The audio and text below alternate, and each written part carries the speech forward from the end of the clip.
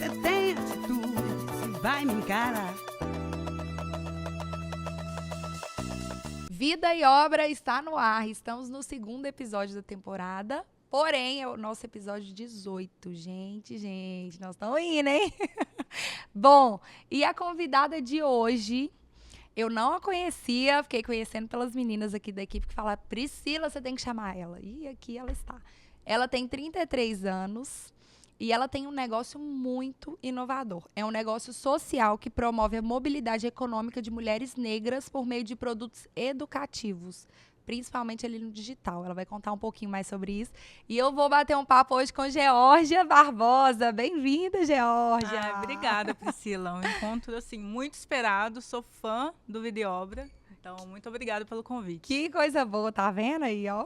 E hoje, Geórgia, quando as meninas falaram, né, de você, Pri, você tem que conhecer, você tem que trazer ela, é muito legal o que ela faz, o negócio dela. Aí eu falei, mas o que que é, né? Me conta quem que é e tal. Aí elas começaram a explicar, eu fiquei, meu Deus, quem que é essa menina que tá escondida aqui, que eu nunca vou falar. Não que eu conheço todo mundo, mas, tipo assim, é muito, muito, muito bom. Vamos chamar ela. E me conta mais de você, assim, de onde você veio, você é daqui de Sabará, estudou aqui, viveu aqui a vida quase toda. Mas como é que foi isso? Como é que, né, desde lá da infância? É nascida e criada, né? Eu costumo falar que eu sou relíquia, porque na minha época tinha maternidade, a gente nasci em Sabará Nasci sabarense mesmo. Então eu sou sabarense, nascida na Santa Casa de Misericórdia. Eu fui nascida e criada aqui, então inicialmente eu morava no centro com minha mãe, mas grande parte da minha infância eu passei aqui na Paciência, que é onde eu conto toda a minha idade escolar. E depois, quando eu fui para o ensino médio, eu me mudei para a Vila Esperança, onde os meus pais moram até hoje e onde eu moro até então, né? Vamos lá. A minha mãe, ela se casou com meu pai, me teve depois de uns anos de casado e se separou quando eu tinha 1 ano de idade. E logo nesse momento entra outra figura muito importante na minha formação, que é meu padrasto. Então, desde 1 ano de idade, eu convivo, né, com um outro formato de família. Cresci sendo aquela criança, eu tenho uma mãe e 2 pais. E aí, aquilo eu acho que foi moldando muito a forma com que eu via as relações. O quanto que a família, ao mesmo tempo que era importante para mim, era um lugar imaginado, comunidade era um lugar imaginado, os laços eram feitos por mim, né? E pelas experiências que eu tinha com as pessoas. E eu acredito que crescer em Sabará deixa tudo mais perto, né? Eu tenho amigas de 20 anos de amizade até hoje, coisa que da vida inteira, né? Você sai daqui e você não conhece gente que tem esse tipo de vivência, de relação. Então, muito do meu caráter, da minha forma de relacionar, vem assim da cidade. Cresci na escola pública até o final do meu fundamental, então eu entrei na creche com 4 meses de idade. A minha mãe, ela tinha que trabalhar horrores, então fui criada a várias mãos. Tem até aquela fala, né, que it takes a village to raise a child. Então, você precisa de uma vila inteira para poder criar uma criança. E eu vivi isso na pele, assim. Então, minha mãe me deixava na creche, eu tinha as mulheres que trabalhavam na creche, na merenda, que cuidavam, com monitoras, que cuidavam papel, de mim. Né? Sim, e depois que eu saía, minha mãe ainda não tinha chegado do trabalho, eu ainda ia para casa dessas mulheres que também foram parte assim da minha formação enquanto pessoa. E eu tinha muito pouco tempo assim com a família e muito tempo dentro da escola. Então, eu acredito que grande parte das coisas boas, dos traumas também, né? Vieram dali. Vieram desse ambiente da escola pública em Sabará. E aí eu cresci na Casa da Criança Professor Siqueira, na Paciência. Depois me mudei para o Paula Rocha, onde, naqueles anos assim, de aprender a leitura e etc. Depois fui para o Cristiano Guimarães, na Esplanada. E aí, quando chegou o ensino médio, parei ali no SESI por meio de uma bolsa. Foi a primeira bolsa assim, que eu tive acesso. Então, é isso. Assim, a minha infância todinha aqui, eu acredito que a minha relação com a cidade mudou muito no decorrer dos anos, Mas é o lugar que eu volto, assim. É o lugar berço, que, né? É o berço, é o lugar que eu conheço as pessoas, que eu conheço o funcionamento.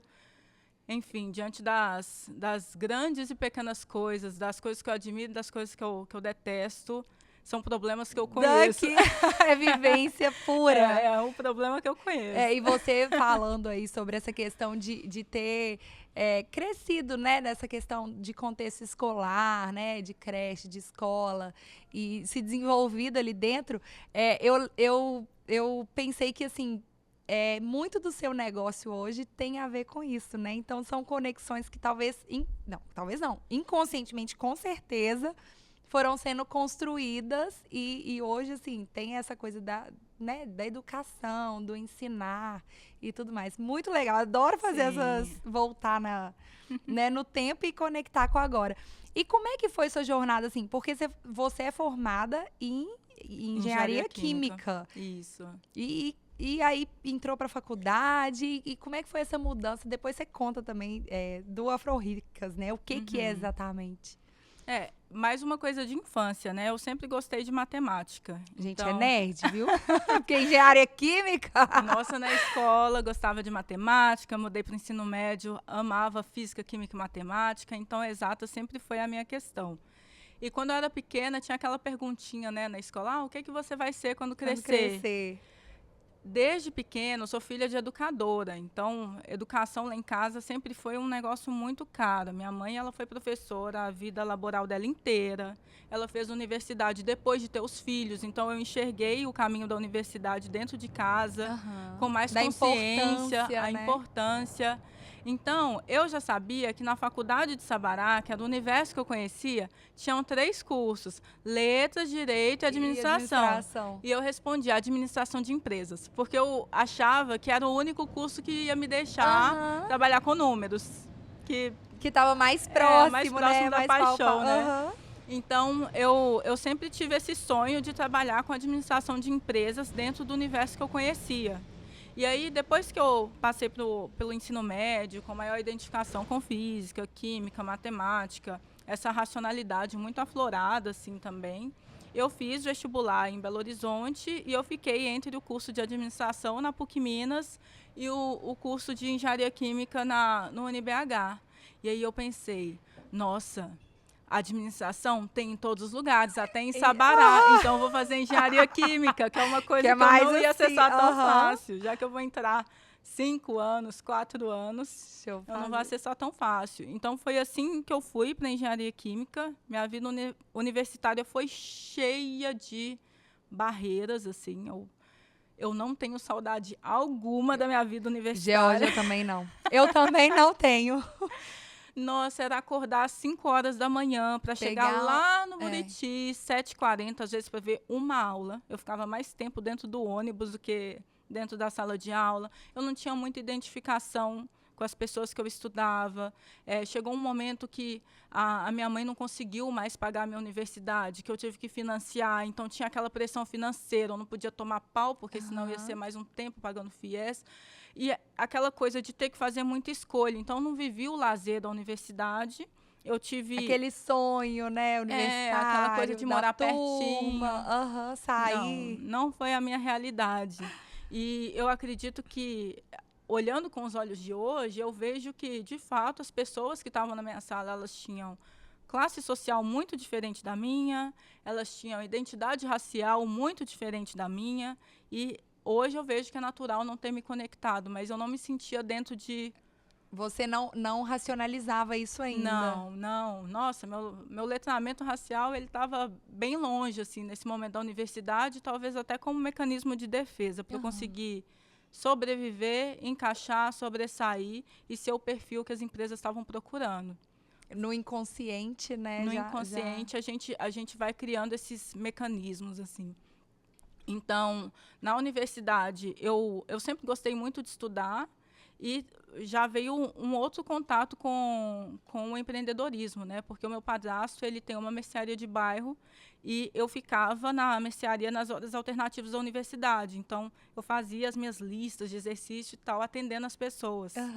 E aí vem outra coisa que eu acho que vem da criação, a questão de você conhecer as pessoas, para quem você vende, você olhar no olho, falar o nome, lembrar o pedido de ontem. Entender o perfil, né? Entender o de perfil. consumo da pessoa. Eu acredito que, se eu puder puxar duas coisas, eu me considero uma pessoa relativamente tímida, mas eu treinei muito bem a minha sociabilidade por essas duas experiências, que foi a minha jornada escolar e a minha jornada dentro do comércio do meu padrasto. Que assim, legal. que é ver gente, interagir com gente. Na universidade, eu não sinto que isso foi muito estimulado, porque era uma coisa muito técnica, talvez em um ou outro ponto ali de busca por emprego, eu exercia isso, mas eu acredito que firmemente que a universidade não forma profissional, não forma... Para o mercado, Para o como mercado, né? você precisa beber de muitas outras águas. Eu também, eu percebo isso também. Eu vejo que eu tenho esse perfil de não ter essas grandes interações também na faculdade, mas eu consigo, eu acho que eu era uma pessoa extremamente matura para aquele momento ali, mas a gente sai do ensino médio já tendo que descobrir o que a gente vai fazer da vida, né? Você já tem que saber com o que você vai trabalhar. Eu entrei com 17, você? Pois é, 18. 17 para 18. A gente sabe, né? Foi com isso aí 17 também. anos. 17 para 18. Então, a gente não sabe nada, a gente está aprendendo ainda a entender quem é a gente, né? Eu acho. E muito imatura e esse perfil, assim, eu tinha vergonha de apresentar trabalho, muita insegurança e são questões que a gente elabora, eu pelo menos, né? Depois de mais velha, que eu falei, gente, eu acho que era isso, esse comportamento tinha a ver com isso. E muito dessa questão da insegurança, da imaturidade também não tinha prazer nenhum. Mas eu amava meu curso. Eu nunca atuei diretamente com a engenharia química, mas eu tive várias tentativas. Eu tentava um volume gigante de processo seletivo. E eu acho que é importante eu trazer isso, porque isso diz muito sobre o que eu estou montando enquanto carreira, enquanto profissional. Eu tentava muito. Eu tinha até te falado mais cedo, né? Eu sou cria do Number One CNA, então eu falei inglês desde muito criança. Eu estimulei, minha mãe estimulou muito isso em mim, de aprender esse idioma desde criança.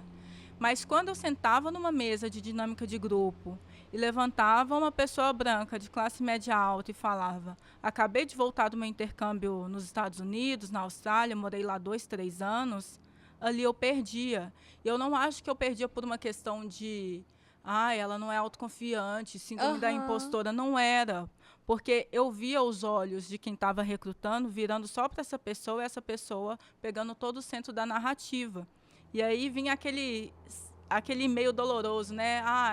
Você não tem o perfil que a gente está procurando.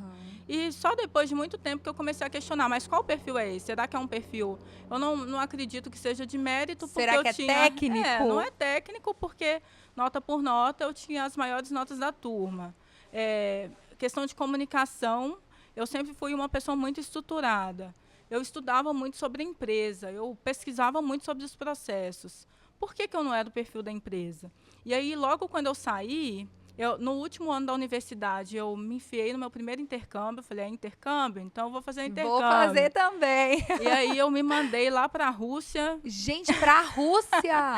Fiquei lá 3 meses dando aula de inglês em escola pública, porque eu falei, não, se é intercâmbio, eu quero uma vivência de intercâmbio para poder competir de igual para igual. Sim. E aí, depois que eu voltei, eu até vi uma questão de, não era mais a Geórgia, me fala quem você é. A Geórgia que foi para a Rússia. Por que você foi para a Rússia? Eu via que isso mudava um pouquinho além. A questão da presença, do posicionamento diante dos olhos, né, das pessoas. Sim, porque, infelizmente, o brasileiro valoriza mais o que é de fora do que o que está dentro. Isso é verdade. Uma síndrome do vira-lata absurdo. Eterno. Você pode ir para qualquer lugar, mas o fato de você ter saído acaba brilhando mais os olhos do que você ter feito alguma coisa de importância dentro da sua cidade. Isso é verdade. Tem pessoas que são valorizadas porque trabalharam em outras cidades e talvez voltaram. E as pessoas mudam o olhar mesmo. Isso acontece assim. Exatamente. Parece que é um status, né? Sim. E muitas vezes isso não acontece por falta de oportunidades também, né, Geórgia? Então, assim, se a gente for pautar a pessoa tão e somente por isso, imagina o tanto de gente boa que passa despercebido, assim. Com certeza, com certeza. Começando pela trava do idioma, né? A gente está num país, a última vez que eu olhei estatística, só 5% das pessoas falavam inglês fluente. 5%. É muito baixo. E o inglês é um idioma imposto. É, Né? Assim como o português foi imposto, né? exatamente. Colonizado, fizeram a gente falar português. O inglês O inglês é imposto. Inclusive, vou aproveitar e falar das patrocinadoras, gente. CNA Idiomas é patrocinadora aqui do Videobra. Vou aproveitar esse momento. A Georgia, ó, estudou lá, eu também Sim. estudei. E essa questão do inglês é exatamente isso, assim, para o mercado de trabalho, para essas vivências, né, de viagens, de tudo, é primordial. É primordial. E olha para você ver, você saiu do Brasil, uma brasileira falando português, foi dar aula na Rússia de inglês. Sim, sim. É uma história, assim, chocante, de surpreendente, assim. Eu fui para a Rússia só com a base de inglês que eu aprendi no CNA. Foi o meu primeiro intercâmbio. Depois dessa experiência, eu fui tendo outras que foram adicionando assim, no meu capital intelectual, que eu pude desenvolver o idioma, mas toda a base eu construí foi dentro de Sabará. E eu acho que é importante frisar isso, porque Sabará é uma cidade relativamente pequena, né? Minas Gerais tem muita cidade, então se a gente for olhar em termos de tamanho, é relativamente pequena, e às vezes a gente limita o que a gente pode aprender, pode fazer, para onde a gente pode ir, só porque a gente está numa cidade relativamente pequena. Exatamente. A gente olha, de Belo Horizonte, é isso de olhar para de fora, né? É isso, acontece aqui também. É isso. Então, eu acredito que quando eu saí da universidade, que eu saí desse ciclo de você não é o perfil, eu tive um esgotamento mesmo. E eu falei, quer saber, eu vou pegar o primeiro emprego que eu me interessar, independente da minha formação, porque eu não sou engenheira química, eu tenho as habilidades de um engenheiro químico. E aí fazer essa transferência, né? essa transferência de habilidade fez todo sentido, assim. Minha vida, assim que eu saí da universidade, ela virou de cabeça para baixo. Georgia, que legal você estar falando isso, porque eu sou meio contra. Não é contra, mas eu não concordo quem fala assim, minha vida pessoal e minha vida profissional. Que eu sou isso, nasci assim, eu cresci, sabe aquela coisa de você sempre assim, e a gente ou é só uma coisa ou é só outra. Eu acho que tem tanta coisa na nossa vida que a gente que a gente se transforma, que a gente deixa de ser também. Sim. E que compõe, né, a estrutura que a gente e a vida, né, E essa questão do profissional me pega muito, porque não é porque você tem um diploma que você vai se eternizar naquilo ali. Às vezes aquilo não faz mais sentido para quem você é e a gente fica presa e agarrada ao canudo, né? Não, me formei, isso acontece muito. Eu me formei, é isso que eu sei fazer. E dentro dessa formação, muitas vezes tem tantas outras coisas esperando e a gente fica ali dando murro em ponta de faca. Não se encontra, frustra, isso vira até doença psicossomática, tá certo? Psicossomática. Mas vira mesmo de frustração, de, não, eu sou isso, eu tenho que ser isso, eu tenho que ser o melhor nisso, e às vezes a gente olha pro lado e fala, meu Deus, não tem nada a ver comigo, né? Meu mundo é outro, eu preciso desenvolver dentro disso aqui. E é difícil, sabe? É muito difícil. Eu tinha sonhos muito... Eu sou uma planejadora, né? Então, eu tinha sonhos muito definidos. Eu queria trabalhar na Valorec Mannesmann, que era a empresa que o meu pai trabalhava quando era vivo. Então, era o que eu conhecia de indústria, que dava um mínimo de estabilidade. Referência. Eu queria trabalhar numa siderúrgica, eu queria ter um carro popular, eu queria comprar uma casa própria, ter um salário ali de R$2.500, R$6.000, era o meu sonho de vida. E ainda bem que me tiraram esse sonho, assim, porque meu universo expandiu muito. O caminho do não foi muito frutífero para mim. Olha que legal isso. E eu acho que às vezes a gente passa por coisas que a gente não consegue nomear. Mas essa visão que eu tive de transição de carreira veio por uma necessidade. Eu queria ter um salário, eu queria trabalhar. E uma necessidade externa, né? Não foi uma necessidade externa e financeira. Pessoal. Porque eu tinha um FIES para pagar. Eu tinha que estar empregada numa janela de 18 meses, porque a parcela ia começar a chegar. Então, essa visão de vou transicionar a carreira, isso não foi planejado. Vou transferir habilidade. Transferência de habilidade é um dos pilares que a gente tem em várias instituições de renome nos Estados Unidos, na Europa, mas eu não sabia nomear, eu só estava vivendo, eu só estava lidando com o que a carreira Vou ter que tava arrumar o que jogando. fazer. Eu falo, né? Tipo assim. Então eu acho que a gente precisa confiar mais assim no instinto e em bancar as coisas que a gente precisa fazer naquela hora e entendendo que o diploma, sim, é chave. Educação, principalmente para quem teve educação negada por séculos, historicamente, é um direito que precisa ser puxado, que E a precisa gente tem ser que dar garantido, sim. importância para isso também, né? Porque parece que às vezes fica meio banalizada a questão da universidade e tal. Mas é de extrema importância. É o que você falou, a educação é chave de transformação mesmo, de mudança de vida, de reestruturação de vida. E quanto mais você faz parte de grupos que estão à margem, infelizmente, maior tem que ser a sua carteirada. Porque, às vezes, eu já passei por muita situação, assim, tá em ambientes, eu sou uma pessoa muito, como que eu posso dizer? Eu sou muito segura no que eu sou, assim, então, tem vezes que eu tô na minha, que eu tô calada, que eu não mostro o jogo, etc e tal, mas eu já fui subjugada por pessoas com muito menos estudo e muito menos acesso que eu tenho hoje, assim. Então, infelizmente, às vezes a gente tem que... beleza, eu vou ter que sentar aqui, vou ter que falar as coisas que eu já fiz na vida, para eu ter um olhar respeitoso, assim, para eu não ser menosprezada só porque a pessoa está me olhando e está enxergando algo que está dentro do imaginário dela e criando uma caixa que eu preciso ficar dentro. Entende? Então, eu acho que essa questão da universidade ela é importante. Ela me abriu vários caminhos. O diploma, independente de qualquer profissão, ele vai abrir caminhos. Mas a gente também não pode ficar preso na lógica que o mercado quer. Assim. Se você quer fazer dinheiro, quer desenvolver sua carreira, o mercado muda o tempo inteiro, né? O tempo inteiro. Quem diria que a gente já está discutindo agora inteligência artificial, engenharia de prompt, e que todo mundo ia ser influencer, que qualquer profissional liberal ia ter que saber fazer marketing. Que bebê reborn vai no SUS. Pois pelo amor de Deus. Quem diria? Então, se você não tem essa flexibilidade, a não ser que você pegue carreiras muito tradicionais, médico, advogado, dentista, que tem um plano de carreira muito estruturado, a não ser que você seja uma dessas carreiras mais tradicionais, você vai perder, porque o mercado está mudando muito. O tempo todo. E isso cai também na questão do empreendedor, né? O empreendedor tem que saber fazer de tudo. Eu acredito que esse chacoalhão que eu tive depois da universidade, por mais doloroso que tenha sido, formou muito a minha visão de carreira e me deixou muito confortável em qualquer escolha que eu faça. Eu sei que não é para sempre, mas pode ser, e que eu tenho uma caixa ali de ferramenta, que cada instituição, seja de educação, seja de relações que eu entro, eu desenvolvo mais ferramentas para poder chegar onde eu quiser, assim, a nível de carreira. E carreira vira uma coadjuvante, né? Esse desenvolvimento de ferramentas, de competências, né? De isso tudo vai sendo construído, né? Com certeza. E isso não é deixar de ser quem a gente é, né? Entra naquilo.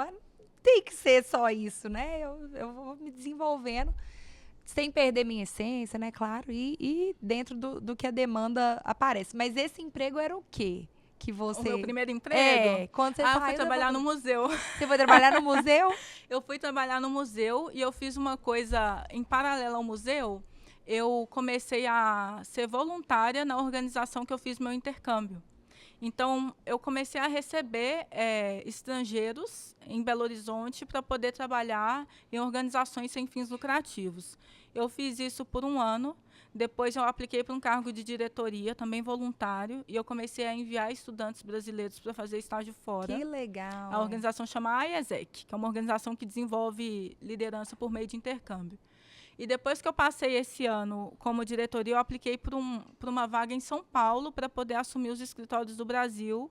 E aí eu fui selecionada. Aí eu comecei a receber, comecei a viajar para fora a trabalho. E aí viajar virou meu trabalho. Okay. Nossa, eu lembro a primeira vez que eu fui paga para ir para o exterior para trabalhar. Eu achava gente, assim, é o sonho. Abanando o passaporte, assim, que delícia, eu vou viajar, estão me pagando para viajar. Não estou pagando nada. e foi para Polônia. Eu lembro Polônia. que eu fui para Polônia e depois para Alemanha. Foi a minha primeira viagem de trabalho paga, assim. E foi a viagem que você fez depois do intercâmbio ou não? Você já tinha feito outras?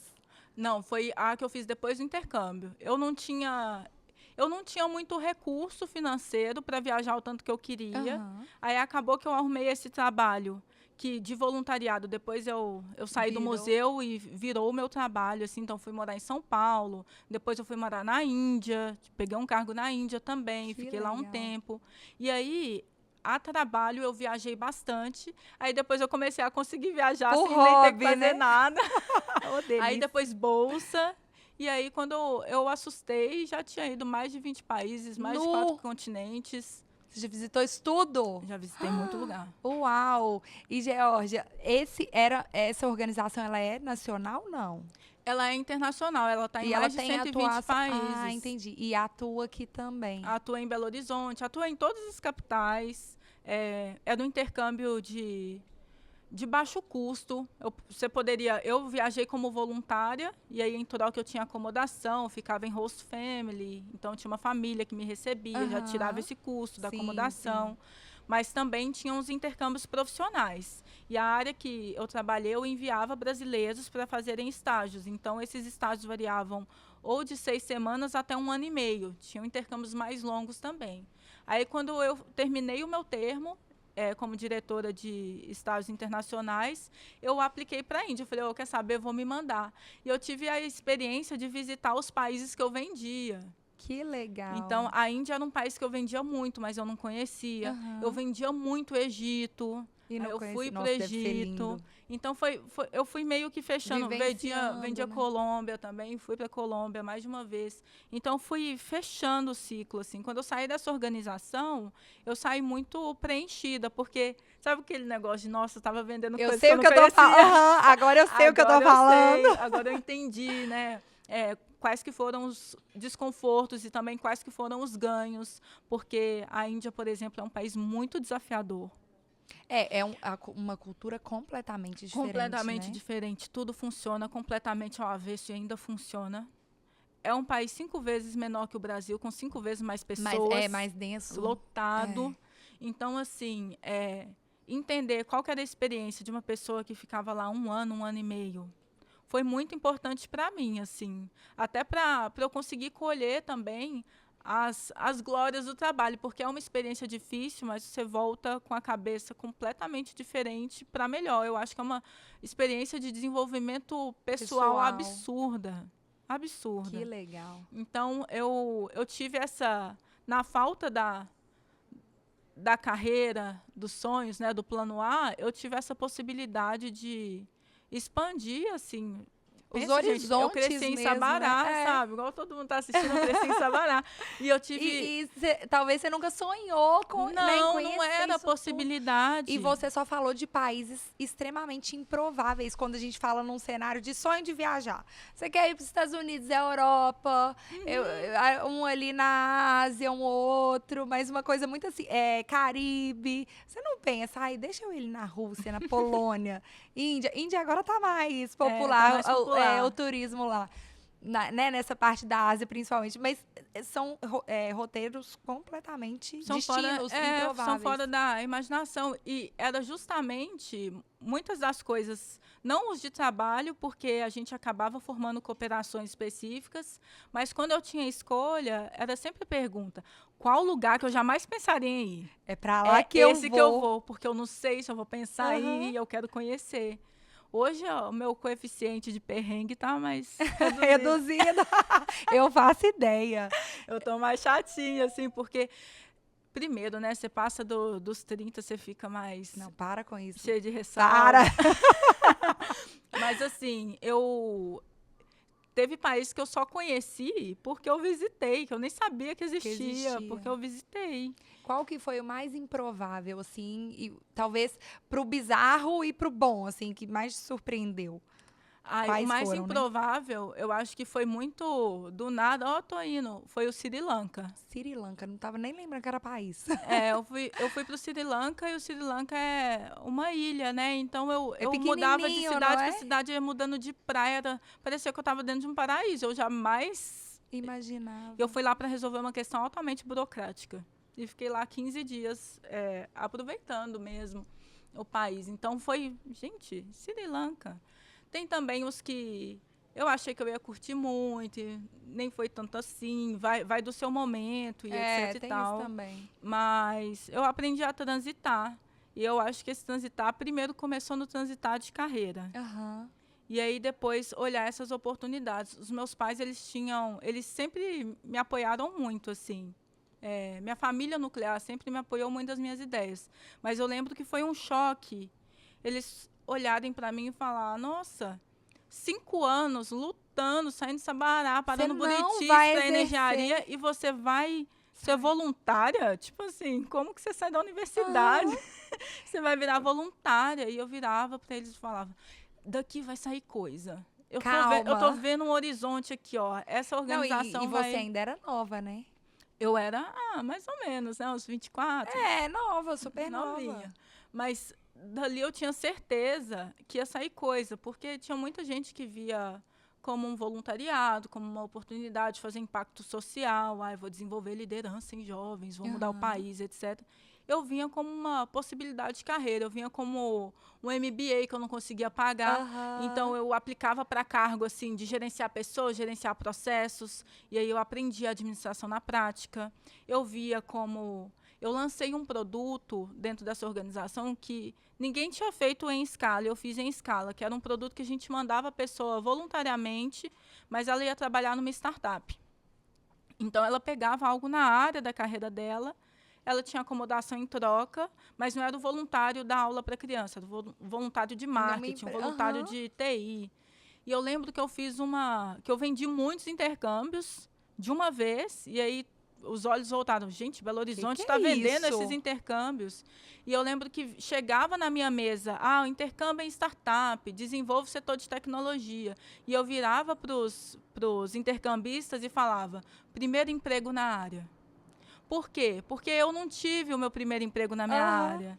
Eu lembro que teve uma intercambista... Você não tinha no currículo a experiência, né? Sim, eu pegava... Meus clientes, era uma menina que formou a trancos e barrancos em jornalismo, em marketing, estava trabalhando na livraria, porque precisava fazer grana. Essa mesma história se repetindo, que eu ia falar, é o que você viveu, né? Sim. Formou em engenharia química e foi trabalhar no museu, porque precisava de pagar conta. A conta chega, né? Então, assim, essa questão, o discurso do primeiro emprego... É um gargalo, né, Geórgia? E colou, que eu falava, olha, também passei por isso.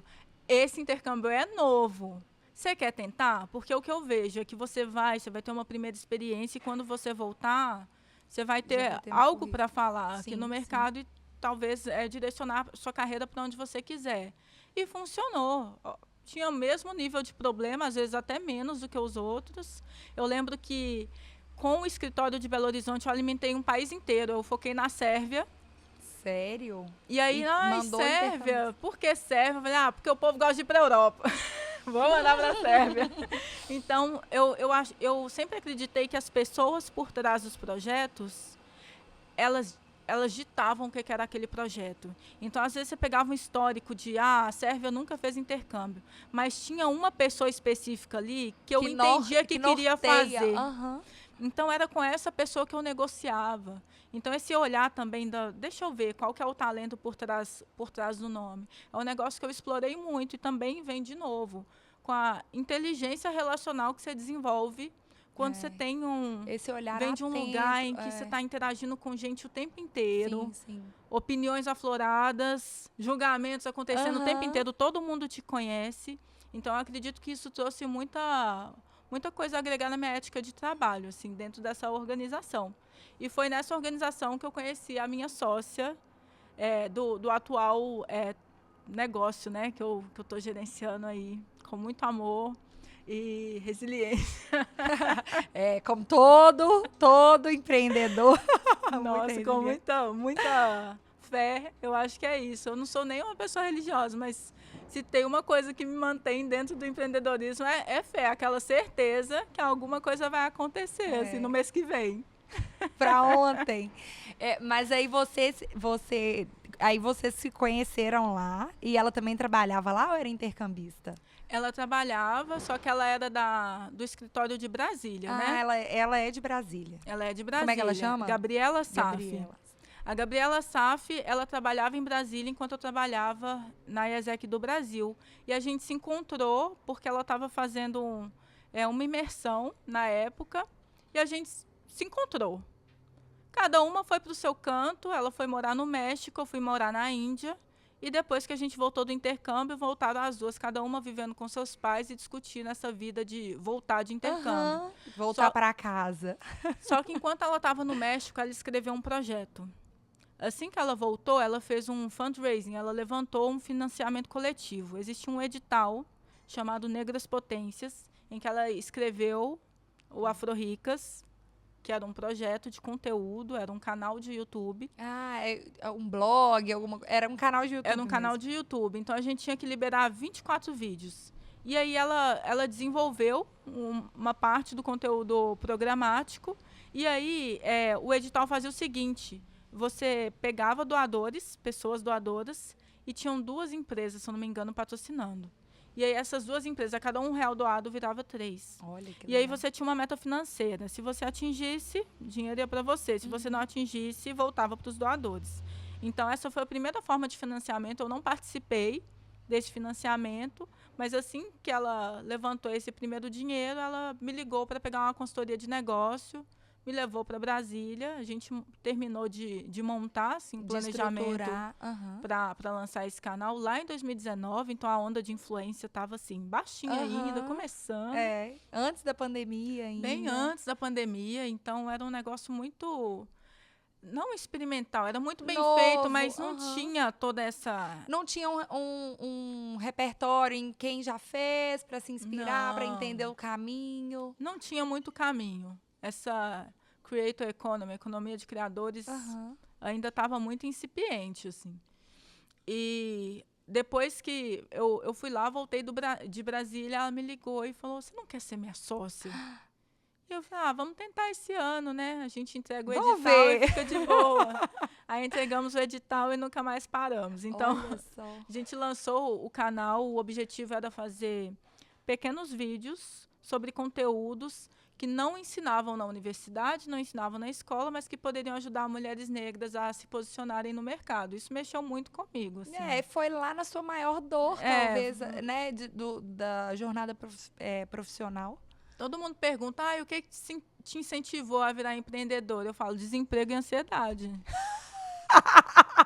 É isso. Gente, eu tô rindo, mas desemprego e ansiedade. É ter que se virar, mas isso hoje acontece muito. Na pandemia, principalmente, eu acho que isso ficou muito aflorado. Porque as pessoas em casa tendo que pagar a conta conta chegando, o mundo parado. E aí começa o trabalho ali na informalidade, vendendo ali pro que precisa, da forma que dá. E disso nascem grandes negócios, assim, né? Ou então essa coisa do trabalho extra, né? Do dinheirinho extra. Então, tem um caminho convencional de trabalho em alguma empresa, CLT, enfim. E aí, né, à noite, na hora extra, tem também uma venda de alguma coisa, uma graninha a mais para segurar a onda. E isso vai, na medida que isso vai crescendo, isso vira o principal. Sim, e a gente começou em 2019, a gente lançou esse canal, então a gente falava de coisas de educação financeira e carreira. Tinha também uma produção muito interessante chamada Afro-Ricas Inspiradoras, em que a gente pegava mulheres negras, jovens que alcançaram o sucesso e a gente redefiniu o que era esse sucesso assim, na carreira. Então era um quadro que a gente tinha muita paixão. Xodó, né? Inclusive, gravamos com a Nath Rodrigues aqui de Sabará. Ela cantou no meu casamento. Nath é mara. Estudou comigo. Aí, ó. Nath é maravilhosa. Super apoiadora da Afro-Ricas, assim. E a gente tinha esse conjunto de conteúdo. E aí, logo depois que a gente acabou, eu comecei a trabalhar, então fazer jornada dupla. Trabalhei numa empresa de marketing digital lá em Floripa, então mudei para Floripa. Lá vai ela, de ponte aérea. Mudei para o sul. E aí fazia os dois ao mesmo tempo. E surgiu aquela questão de, nossa, tem tanta demanda, por que é só um projeto? Vamos fazer isso virar um negócio. E aí começou toda a estrutura de transformar um projeto de conteúdo num negócio. E uma empresa mesmo, Sim, né? aí a gente já passou por vários produtos. Então, qual que é a premissa da Afro-Ricas? A premissa da Afro-Ricas, ela é o seguinte, a gente tem uma perspectiva de sociológica, certo? Você Então, falou que ela tem essa formação e você também, né? A minha sócia é socióloga pela Universidade de Brasília e ela tem também um mestrado na área de mídia para mudança social na Universidade de Sussex, lá na Inglaterra. Eu sou formada em engenharia química pela UniBH e eu tenho um mestrado em ciências sociais com foco em inovação social e empreendedorismo pela London School of Economics, também na Inglaterra. Só que a nossa formação ela foi crescendo junto com o negócio. Então, começou a socióloga e a engenheira química. E um sonho. E um sonho. E aí, a Gabriela sempre trouxe muito essa base da sociologia. Eu comecei a beber muito da literatura, fonte, né? da fonte das intelectuais negras dentro da Afro-Ricas. Eu lembro que eu cheguei na casa dela, quando ela me chamou para ser sócia, ela... Pronto, você vai ter que ler esse livro. E me deu Um Defeito de Cor, que é um livro de 1000 páginas para ler. E eu, assim, engoliu tá bom, aquilo, vamos engolir né? esse livro, vamos entender as coisas. Então, o letramento racial ele foi acontecendo também para mim junto com o desenvolvimento do negócio. Hoje eu leio de tudo. Consumo de tudo, já pesquisei muito na base de raça e gênero, já tem esse repertório, mas o meu negócio me levou para isso, porque foi nele que eu comecei a entender o porquê que eu não era perfil para nada. E aí, de novo, podem ter uma ou outra pessoa negra que não passa por desemprego, que tem uma classe social alta, mas em termos de grupo... De proporção, né? De proporção, a gente está falando de uma maioria populacional marginalizada, que figura no top ranking de pobreza, no top ranking de desemprego de violência doméstica, né? E que isso é uma questão histórica. E assim, não tem como ir contra os números, né, Georgia? Não porque você está falando de fatos, né? Não é além disso, são os fatos. Então, de fato. Mas, de fato, eu acho que construir esse embasamento talvez trouxe essa maturidade de entender e saber justificar para você mesmo o porquê de cada coisa, né? Desses gargalos que você viveu, né? E a gente trabalha muito com a questão de potencial multiplicador. Então, a gente segue um pensamento do estudo, né, da Angela Davis, que é uma intelectual estadunidense, que bebeu muito também dos ensinamentos de Lélia Gonzalez, que é outra intelectual mineira. E aí é importante, né, que às vezes a gente olha muito para Estados Unidos, para fora, e não vê que às vezes a fonte está aqui do lado, né, só está silenciada. Que é o seguinte, quando a gente tem a pirâmide social, e em termos de grupo demográfico, mulheres negras estão na base dessa pirâmide social. Então, quando a gente desenvolve o grupo de mulheres negras, toda a sociedade se desenvolve com ela no sistema que a gente está. Então, a gente foca em mulheres negras, por quê? Porque a gente se a gente for cortar gênero e raça, o maior grupo demográfico do Brasil são mulheres negras. Então, a gente já trabalha com uma maioria, começando por aí. A grande parte dos lares são liderados e são chefiados financeiramente, emocionalmente por mulheres negras. Mulheres negras da minha idade que estão ascendendo, estão voltando dinheiro para casa, porque puxa primo, puxa irmão, ajuda em casa. Muda a rede toda, né? Muda a rede toda. Então, a gente entende que desenvolver a mobilidade social e econômica de mulheres negras desenvolve a mobilidade social e econômica da comunidade negra e, por consequência, do país. Então, a gente chega nesse racional a nível teórico e desde 2019, desde 2017, quando a Gabriela escreveu, a gente busca um caminho para poder operacionalizar isso de fato, né? na maior escala que a gente consegue, da forma mais significativa que a gente consegue, mesmo tendo todos os entraves que você pode imaginar. Eu faço ideia. E você, a gente conversando, você comentou da questão do nome, né? Afro-ricas, que são, conta aí que você me mandou, que são palavras que às vezes, como assim, né? Mas que é possível, que a ideia do negócio isso né? é coisa da Gabriela, eu cheguei já tinha o nome. Mas a Gabriela é uma pessoa muito otimista, sonhadora, né? Vamos para cima. Ousada. Então, quando eu cheguei, o afro vem, né, da questão de população afro-brasileira, e ricas, porque a gente quer criar essa conexão, naturalidade entre mulheres negras e dinheiro.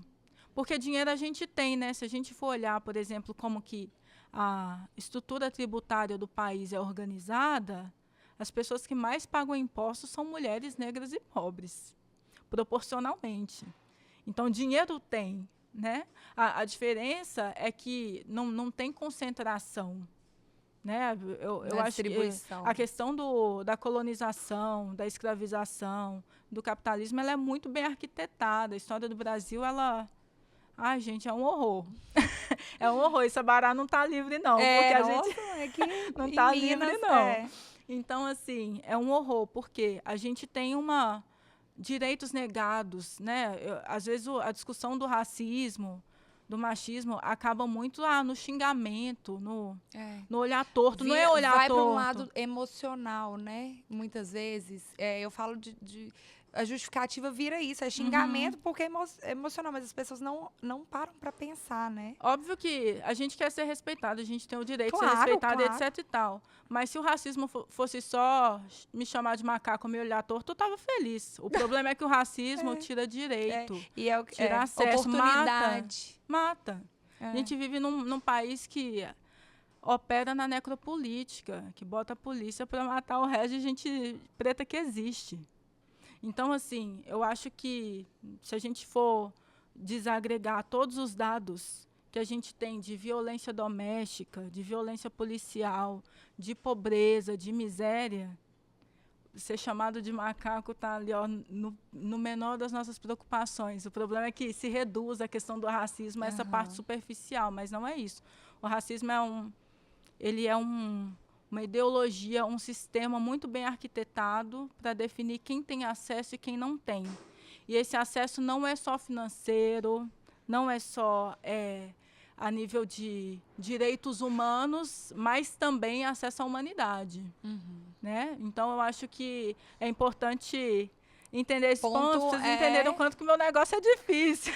Nossa, e é isso mesmo, porque as pessoas focam nisso, né? Que já é, assim, não tem nem o que falar, né, gente? Já é uma aberração. Mas tudo que vem por trás disso, né? É o que a gente está conversando aqui. A questão de oportunidades, a questão do conhecimento, do acesso ao conhecimento, né? Do desenvolvimento. E isso reflete, assim, em vida, gerações. Exatamente. Outro dia, eu estava conversando com uma amiga e até trazendo a questão de Sabará. Eu conheço Sabará com alguns nomes de algumas famílias que sempre prosperaram em gerações. Se a gente for olhar qual que é a configuração dessas famílias e qual que é a fonte dessa prosperidade geracional, se a gente for voltar muito, a gente fica maluco, porque pode ter raízes muito profundas aí, diretamente conectadas com a escravização. E eu acho que é importante a gente ter essa crítica, mesmo que a gente seja um membro dessas famílias. Porque eu acredito que tem muita coisa que poderia desenvolver nessa cidade se a gente tivesse mais distribuição, né, de oportunidade, de acesso econômico, uma educação que liberta, não uma educação que programa. Sabe? A gente eu cresci numa Sabará que eu fui criada para operar, para ser operária. Apenas. Eu acho que é um padrão da educação no geral. A gente tem que sair para acessar outras coisas, infelizmente. E é mesmo, para expandir mesmo os horizontes, entender outras formas, né? Então, é uma questão crítica que eu acredito que a gente precisa ter até mesmo para pensar futuro, sabe? É uma cidade que...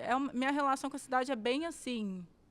Amor e paradoxal. ódio. Amor e ódio. Talvez antes era ódio, depois eu entendi que é incompreensão. E hoje eu estou tentando ressignificar e entender o meu lugar mesmo, né? Porque boa ou ruim é a minha cidade. Então eu tenho o direito de acessar e de entender e de puxar qual que é essa relação. E hoje, Georgia, eu acho que quando você vem assim, né, com o seu negócio, né, prosperando, dando certo e com o propósito que ele tem, você passa a ser fonte de inspiração também. Uhum. Então, falando diretamente, né, do Afro Ricas, e aí você vai explicar, né, como funciona e tudo mais, mas você passa a ser uma referência.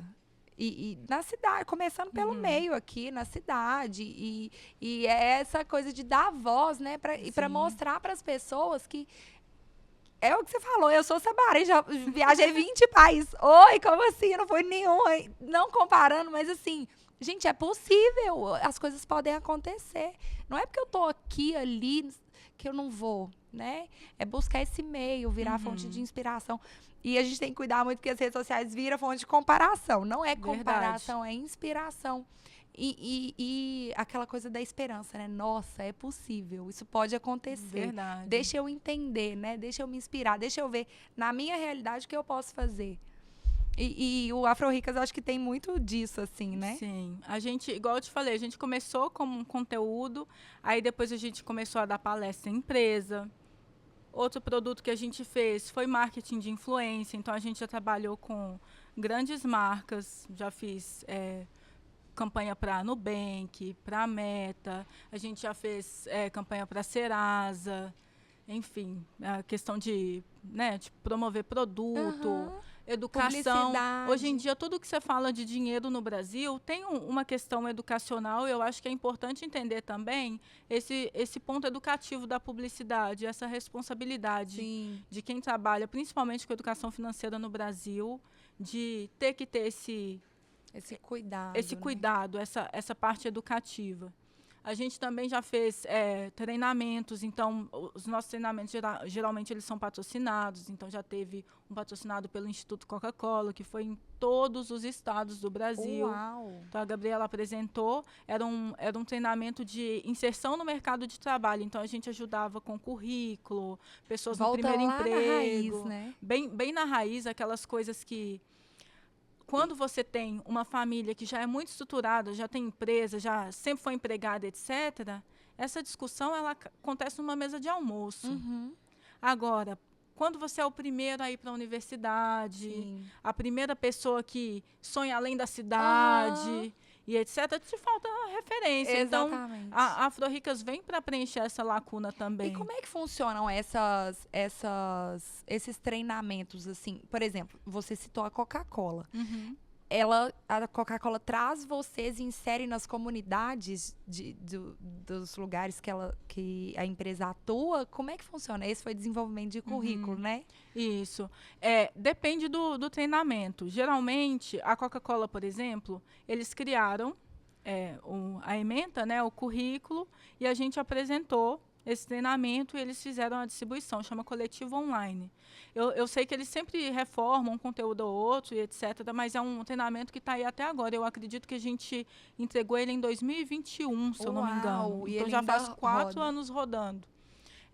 A gente já fez um treinamento também para uma cliente que participou de um programa de aceleração de empreendedoras com a gente, que é a Alumina, que elas prestam mentorias para universitárias negras, indígenas, pessoas não binárias, primeira geração a entrar na universidade. Então, elas fazem essa conexão de universidade e carreira. E a gente fez o treinamento de carreira, que é aquele LinkedIn, entrevista. A estruturação inicial. Essa estruturação e a parte de letramento racial para as pessoas mentoras também, porque muitas das mentoras são pessoas não negras, né? Então, entender o básico de como lidar com essas questões de uma forma racializada, a gente também fez junto com essa esse capacitação cliente. É importante.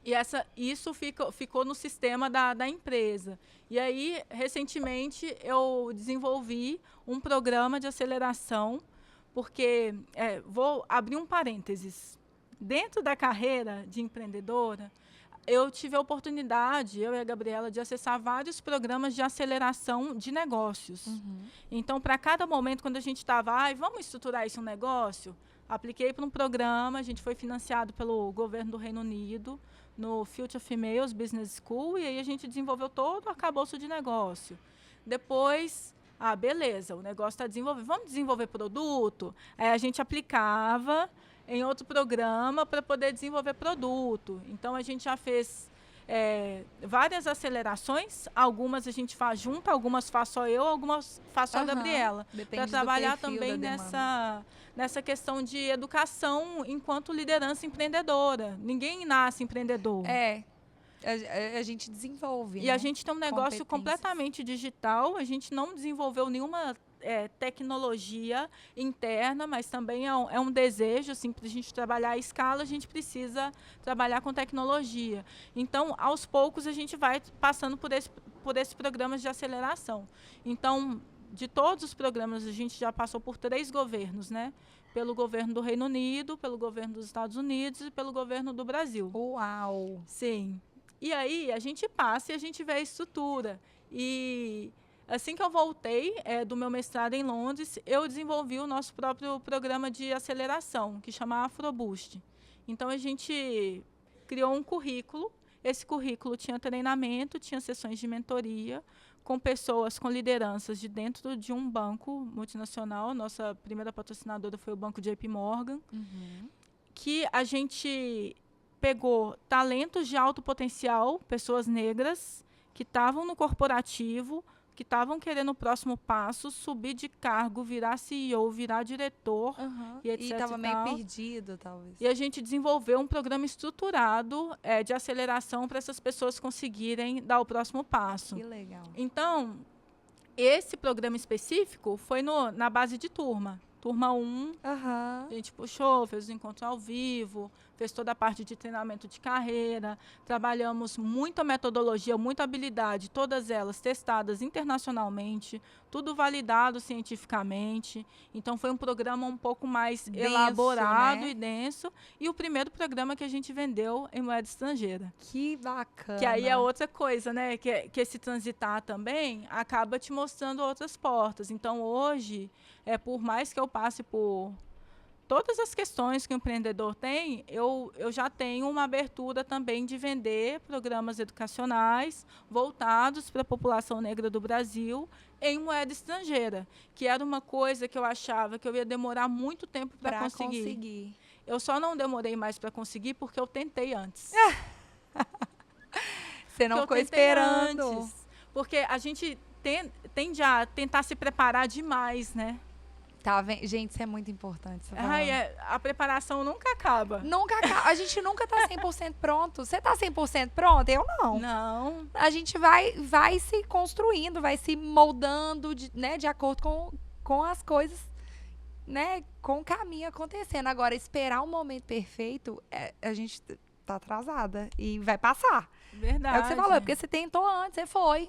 Eu tenho isso. E aí, vamos fazer acontecer. E a minha formação veio muito nesse lugar. Eu sempre me dei prazo, sabe, Priscila? Eu amo empreender, mas empreender não é fácil. Não é. A gente, além de ter que saber fazer muita coisa, quando você empreende com uma coisa que é muito caro, eu empreendo num negócio que é muito caro para mim. Quando eu falho no meu negócio, não é, deixei de vender um copo, vou ali trocar um produto. Não, eu estou falhando com a minha comunidade, eu estou falhando com um ponto que é caro na minha história. Então, é reforçar a terapia. Para dar conta. A terapia está lá reforçada, mas entender que eu também eu trabalho com um negócio social. O que é um negócio social? É um negócio que, além de ter um objetivo de sustentabilidade financeira, ele tem um impacto de um indicador social. Sim. E eu trabalho com uma questão que é muito complexa. Não sou eu, Geórgia, que vou resolver os impactos do racismo do mundo, com um negócio... Você está fazendo a sua parte da melhor maneira, mas é um trabalho... É um trabalho coletivo. Que é coletivo, sistêmico, que depende do letramento racial das outras pessoas, que depende da compreensão e da aposta de pessoas que não fazem parte, que não estão sendo afetadas, Sim, muito pelo sim. contrário, estão sendo beneficiadas pela estrutura racista do Brasil. E hoje é... pode falar. Aham. Então, assim, é um trabalho muito complexo. E aí, eu acho que dentro de toda essa lógica, né, de empreendimento social e etc. e tal, a gente também precisa ter racionalidade. Porque, pensa bem, eu te contei a minha história. Ai, cresci na escola pública, fui bolsista, acordava 5 horas da manhã para ir para a faculdade, me vi desempregada, tive que pagar um financiamento, etc. e tal. Se você não coloca prazos, é muito fácil você se deixar para trás para sustentar o negócio. Sim, sim. Então, eu sempre me coloquei muitos prazos. E aí, um dos movimentos que eu fiz para conseguir ser empreendedora até agora foi largar o emprego que eu estava. Enquanto eu estava no emprego, eu juntava meu dinheiro. Eu fiz uma caixinha, uma reserva boa. Larguei o emprego, voltei para Sabará, saí de Floripa, voltei para Sabará e falei, olha, meus pais falaram, não vai ser a vida exatamente do jeito que você gosta. Mas vai ter teto, vai ter comida, mas você não precisa pagar amor, a conta. Você pode brincar de empreender, ver se dá certo. E talvez pela estrutura de vida deles, é algo impensável. Eu também, na minha família, eu não tenho empreendedor próximo, né? Ninguém, assim, que tem empresa, nem nada. Meu bisavô era comerciante, mas, assim, eu não tive... Minha relação de trabalho sempre foi essa relação mais tradicional. Uhum. Então, tem uma estranheza, né? Pela falta de convivência da família com esse tipo de modelo de vida também. Então, tem gente na minha um família pé que não sabe o que eu atrás. faço até hoje. Aí. Mas assim... Principalmente o seu, que é digital, né? É digital, pivota tecnologia. muito. Tecnologia. Então, assim, para os meus pais não é tão estranhamento, porque minha mãe foi concursada pública, né? Concurso público, servidora pública a vida inteira, mas também tem uma loja. Então, ela entende então ela mais já ou menos tava- a dinâmica. Meu padrasto comerciante. Mas eu voltei para casa. Eu reduzi meus custos, eu perdi minha privacidade, eu não sei o quê. E eu lembro de eu olhando assim para a parede e falando, Geórgia, você mudou tudo. Se você pode ser empreendedora full time, o dia inteiro, trabalha só no seu negócio. Se entrar dinheiro bem, se não entrar, tudo bem também. Mas se em 2 anos isso não decolar, você vai fechar. Eu lembro que foi o primeiro prazo duro, assim. E aí eu comecei a ter tempo, voltar para Sabará me fez ter tempo para aplicar para programa de aceleração. Para desenvolver também. Para aplicar para a bolsa de estudo. Eu viajei também, saí do país na época. Vou para tal lugar. Peguei meu dinheiro e fui. Então, assim, me deu, voltar para Sabará, me deu essa tranquilidade, porque aqui o custo de vida é mais baixo. Faço tudo a pé, né? Faço tudo... Resolve tudo perto. Talvez foi um momento necessário para essa construção de algo maior, né? Sei lá, centralizar mesmo as energias, enfim, porque não é fácil trabalhar e desenvolver, né? Trabalhar no emprego convencional, CLT, talvez, e desenvolver, né, um negócio. O negócio precisava da minha cabeça no jogo, 100%. E aí eu consegui muitas coisas e eu fui entendendo também que no meu negócio tinha muita... Eu não estou querendo desencorajar empreendedores a fazer dinheiro, mas eu fiz muito dinheiro em forma de coisas que não eram dinheiro. E aí eu vou dar exemplo. Então, um dos programas que eu apliquei foi um programa dos Estados Unidos para desenvolvimento de lideranças empreendedoras. Esse programa, ele me deu uma formação de 6 meses em casa, e aí ele investiu uma grana para eu tirar o visto dos Estados Unidos, para eu ir para os Estados Unidos, ficar lá quase 1 mês e meio, com tudo pago, morando sozinha, dinheiro para gastar enquanto eu estava lá, participar de evento, desenvolver networking, etc. e tal, que se eu tivesse tirado do bolso, ia dar uma grana que eu não ia ter para investir. Fora que eu não ia ter contato para estar nos lugares que eu estava. Sim. E eu só consegui fazer isso porque eu tive tempo. Eu acho que é importante a gente entender todos os recursos que a gente tem, porque senão, se a gente for olhar só para a questão de, se você tiver uma lógica de assalariado enquanto você é um empreendedor, você vai ficar muito frustrado. Exatamente. Porque o negócio, ele demanda muito. Não é só a prática palpável, né? Demanda muito de outros desenvolvimento, tempo mesmo para pensar, para racionalizar as coisas. E isso vira frustração, porque isso é médio e longo prazo. Não é para ontem, nem para amanhã. Sim. Né? É para daqui a pouco. E entra nessa questão de ter um prazo, né, estabelecido. Eu concordo com isso também. E eu acho que é uma linha boa, porque senão a gente fica dando murro em ponta de faca. Sim. O coração cheio, assim, né? A comunidade maravilhosa, adorava interagir. Todos os aulões e coisas que a gente lançava dava certo. A gente fez curso patrocinado por edital, curso patrocinado por empresa, deu tudo certo. Mas, financeiramente, quando eu cheguei no final do segundo ano, deu um negócio errado. Era para eu ter fechado, só que deu um negócio muito certo. Que eu falei, não, gente, não posso fechar. Que foi então, o seguinte, esses 2 anos você ficou mesclando entre sim e não. o primeiro ano eu fiquei muito nessa questão de aceleração de empresa.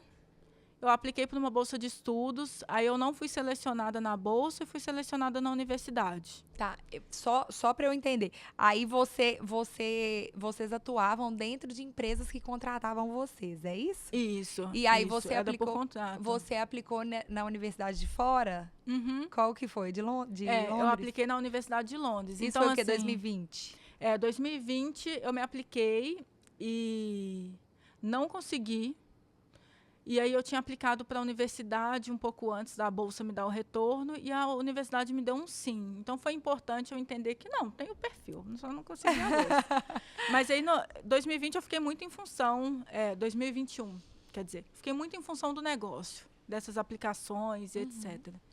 Em 2022, eu senti que foi um ano, final de 2021, 2022, que era o meu ano limite, que... Lembra quando teve a questão do Black Lives Matter, que foi o assassinato do George Floyd e etc.? As empresas no Brasil começaram a tentar contratar afro-ricas de qualquer jeito, assim, para fazer palestra, para fazer ação, para distribuir campanha, não sei o quê. Então, eu lembro que teve um mês de novembro, porque eles também gostam de contratar mais focado no mês da consciência negra. Que a gente fez uma grana. Eu falei, gente, dá para fazer isso de grana? Vamos planejar essa grana, pelo menos para um semestre inteiro, porque a gente opera bem, etc e tal. Só que não foi assim. Foi o boom de, estou sendo cobrado desse posicionamento, então vou investir aqui. E aí a gente teve que lidar com muita sazonalidade. Quando virou 2022, não estava entrando nada. Eu falei, cara... isso, vai chegar o final do ano, eu tenho que cumprir a promessa que eu fiz para mim mesmo, vou fechar e etc. É uma dor no coração, né, ficar pensando. E aí fui para os Estados Unidos, nesse programa. É interessante a gente saber por que as coisas não acontecem também, então eu não consegui a bolsa, então eu pude ir para os Estados Unidos. E nesse ano, especificamente, eles estavam sendo anfitriões de uma conferência com líderes globais, estou falando de presidente, primeiro-ministro, assim, governo, alta cúpula, e eles estavam hospedando, né, essa conferência em Los Angeles. E aí a gente estava, essa bolsa que eu apliquei para lá, eram 280 empreendedores, e eles selecionaram 5 perfis para representar a delegação do programa lá, e eu fui selecionada. Uau. Por quê? Porque as pautas... 5? 5. De 1.800 selecionaram 20 do Brasil, de 280 que pegaram as Américas inteiras, selecionaram 5, eu estava lá.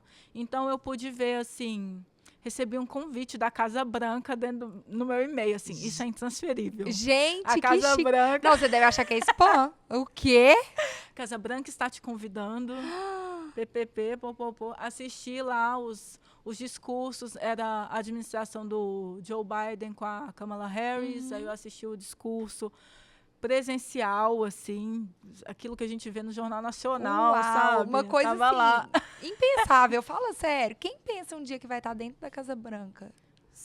A gente participou de alguns eventos também de mesa redonda com políticos, primeiros ministros. Eu participei de uma mesa para falar como que poderia ser o apoio a empreendedores jovens no pós-pandemia. Então, eles estavam formando uma agenda a partir dessa participação. Se eu tivesse conseguido a bolsa, eu não ia estar ali, para começar, Pois né? é, são aqueles não. Você falou uma frase tão bonita no começo, que eu acho que o não forma mais a gente do que o sim. E a gente sofre tanto, mas não é? Porque o não é sofrido. Aí você passa aquele tempo, ai, por quê? Por quê? Por que não? Mas eu queria, às vezes a gente insiste, depois entende tudo por quê. É porque é o único caminho que a gente vê, né? E aí eu lembro que eu acho que era a última semana que eu estava lá, eu abri o meu e-mail e a bolsa veio.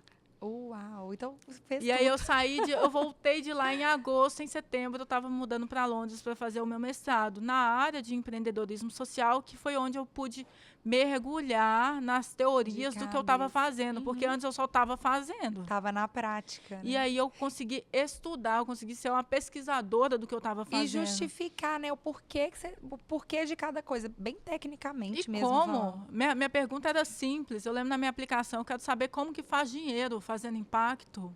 Eu quero desenvolver um modelo financeiro que seja viável para mulheres negras. Eu conheço muitas mulheres negras empreendedoras. Eu quero ir numa universidade de economia para entender como é que funciona isso. Eu quero transformar a vida delas, né? E essa universidade era a minha primeira opção. Eu falei, eu vou colocar a universidade top, umas duas, mas eu não iria. Vou mas sarrafar alto. E eu lembro que a universidade top me aprovou 2 vezes. Eu falei, gente, eu vou parar de nivelar por baixo. Ah, não, gente, você tem que falar com orgulho que essa barense. Que é isso? Ah, mas eu falo, todo mundo conhece. É aquela coisa assim, ó. Só a gente que pode falar mal, mas ninguém. Ninguém pode. Só eu que falo mal na universidade, que é isso. E aí, quando chegou no meu prazo de, nossa, eu iria desistir, aí eu tirei 1 ano fora para fazer o meu mestrado, 1 ano e meio fora, e aí vieram outras oportunidades. Veio o programa de aceleração dentro da universidade, que eu participei. Isso você estava em Londres. Em Londres. Eu fui selecionada para um programa de aceleração enquanto empreendedora. Aí veio o programa do governo do Brasil, que eu fiz de lá também. Então, assim, a vida, ela tem dado sinais de prosperidade para Afro-Ricas. Eu acredito que isso vem muito da nossa capacidade de transformar, da nossa autenticidade, da nossa... É muito genuíno o que a gente quer fazer enquanto empreendedor. A gente estuda muito. A gente escuta muita coisa. Eu lembro que quando você aplica para a bolsa, você tem que fazer todo um plano de carreira, né? E aí eu lembro que quando eu estava fazendo a minha dissertação, eu falei, gente, eu não sabia. Quando eu escrevi o plano de carreira, eu não sabia que eu ia entrar de uma forma tão profunda assim no que eu acredito. E a minha dissertação, eu entrevistei 20 mulheres negras aqui do Brasil, de 4 gerações diferentes, que eram empreendedoras e que já tinham fechado ou iriam fechar os seus negócios nos próximos 6 meses. Eu queria entender o porquê. Por quê? Por que não dá certo, né? E quando você vai ver a literatura, os estudiosos de empreendedorismo, eles vêm de uma realidade em que empreendedorismo é feito por oportunidade, eles não entendem o que é um empreendedorismo por necessidade. Tudo que falha, a falha é do fundador, não é uma falha de recurso, não é uma falha social. Não. Sim. Então, eu peguei... E a falha, só pegando o gancho disso, a falha é vergonhosa, né? Sim. Tem isso também. E a gente não para se a gente for olhar, né? Quantos empreendedores de sucesso hoje, independente da área que tá, quantas vezes eles falharam lá atrás? Muitas. Se for pegar o histórico disso, isso ninguém fala, na verdade, né? Mas muitas falhas, muitos fechamentos até a coisa fluir. Sabe o que eu acho mais injusto? É que os que fazem sucesso falharam muito e com dinheiro dos outros. E quando a gente olha o empreendedorismo raiz, ninguém está tendo dinheiro investido para ter a chance de falhar. Tem que dar certo. Você vê as grandes empresas, né, que a gente vê, Uber, Netflix, etc. Foram quantos anos sem lucrar? Foram quantos anos comendo dinheiro de investidor? Não estou falando que, né, não são modelos de sucesso, mas eu acredito que são pontos de partida diferentes. Por isso que a gente não pode usar a mesma régua. E por isso a proposta da minha pesquisa. Falei, olha, Para a mulher negra do Sul vão Global pro- é diferente. Deixa eu te contar aqui. Isso é legal mesmo, porque não é que é certo ou errado, não, são propostas diferentes em relação a isso. Ó, a gente está partindo daqui, a realidade aqui é essa. Vamos fazer acontecer? Porque Sim. senão a gente fica só mirando, né? Nesse grande sucesso, só almejando isso. E para partir direto para isso, não existe. Não tem jeito. Não existe. Não tem jeito. Não existe. E assim, a gente precisa tirar grana, investimento de onde tem. E quem concentra não quer Muitas soltar. vezes nem tem, né? Quem concentra não quer soltar. Tem gente que nasce garantido, que é empreendedor que já nasceu garantido. Não dá para olhar. Eu tem não como consigo comparar. olhar para uma pessoa que tem essas circunstâncias e me mirar direto para ela. Eu acho que a gente precisa ter muito autoconhecimento. Isso assim. aí. É a questão da comparação mesmo, né? Porque é o que eu falo, tem gente que já nasce num berço né, de empreendedor, já é o herdeiro que vai trabalhar na empresa da família, né? Tem essa questão da sucessão. Eu não consigo ver isso como errado, né? Porque eu tenho um pouco disso, é errado, é isso, é aquilo. Não necessariamente, não acho que necessariamente né? Cada caso é um caso, mas não é o mesmo ponto de partida nunca, né? A fonte não é a mesma nunca, os desafios são outros, né? Não dá para colocar na mesma balança. Não dá. E eu acho que a gente precisa ter estratégia até nisso, assim. Até no que a gente está inspirando e como que a gente está fazendo esse cuidado, né? Porque senão acaba que no meu caso o racismo ganha mais uma vez, que é provar que eu sou incapaz, sabe? E não é esse ponto. Não é o ponto. E aí a gente pode cruzar. As pessoas, elas são seres, né, muito complexos, mas não dá para tirar a dinâmica social de qualquer atividade que a pessoa faça. Então, no meu estudo, eu cruzei a teoria de empreendedorismo e a teoria de interseccionalidades, de gênero, raça e classe, para entender o que fazia uma mulher negra falhar, entre muitas aspas, nos seus negócios. Assim. E foi muito interessante que a gente consegue identificar questões que são hegemônicas, questões que são interpessoais, estruturais, que são barreiras que o racismo cria. E a grande maioria das pessoas que eu entrevistei, elas finalizavam sofrendo, passando pelo luto daquilo, ressignificando e tentando de novo.